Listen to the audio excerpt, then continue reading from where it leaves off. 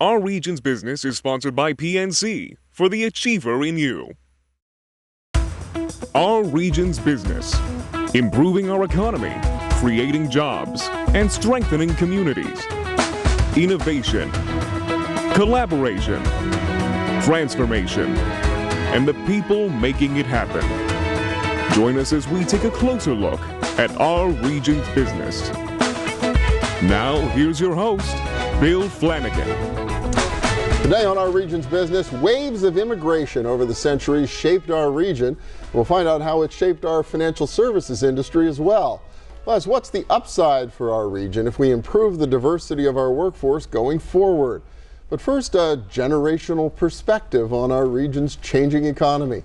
35 years ago this summer, when I moved to Pittsburgh as a very young reporter, a child in fact, one of the first calls I made to make sense of our collapsing industrial economy was to a very young economist at PNC Bank, a fellow named Stewart Hoffman.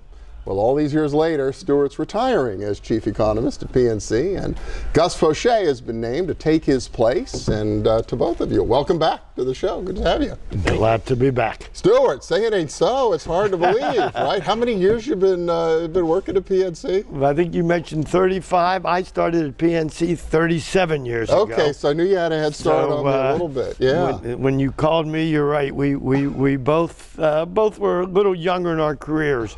So 37 years. Gus has been my colleague for at least the last 5 years. So pass the baton. I'm still sticking around PNC, still working with some of our clients, but all the hard work and the heavy lifting and all the important stuff is now Gus's responsibility. You got to throw it his way. Well, congratulations, Gus. Thank you. I'm sure we'll be talking to you on this show for hopefully for many years to come. But Stewart, I mean, big change. You think about that Pittsburgh of early 1980s versus the region we know today, just transformed economically, huh? Yeah, I call it a metamorphosis. You talked about moving here. I was born here and I grew up here. So I do remember Pittsburgh in the, well, let's say part of the 50s and the 60s, went away for a while, but you're right. When you and I both came back, you came back and I moved back in the early 80s. I mean, Pittsburgh was in the depths of one of the worst industrial recessions. I mean, the nation wasn't doing well, but the Pittsburgh area, we had a 18% unemployment rate as we began the 1980s, and our population was declining. I mean, the 80s was a tough decade. We started to improve things in the 90s, and I'm glad to say that as you look around the last 15 years, there's really been a metamorphosis in what's going on in terms of the jobs. We still don't have the population growth, but we have younger people staying and coming in. Our economy is much more balanced. We came through the last couple of recessions, the last in 2001 and of course 08 and 09 in the region, much better off. So I think that's promising as you look to the cracker coming in and natural gas, and still, of course, all the positive services and technology.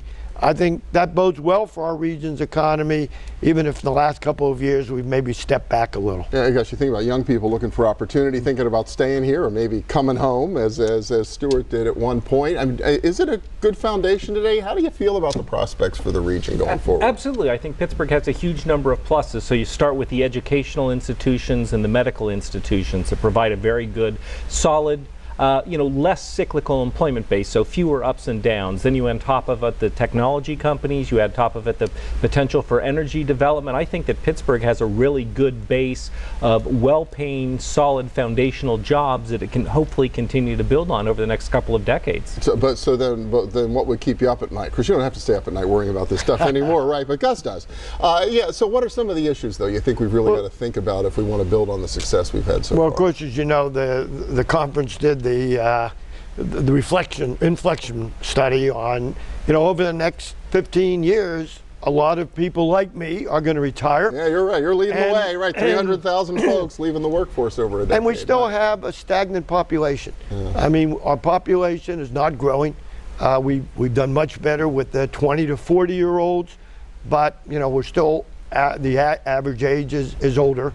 So getting people to move back, getting people to stay here, trying to grow our population is one of the things that I guess keeps me up at night. And But I think that's something we can deal with, and our workforce development.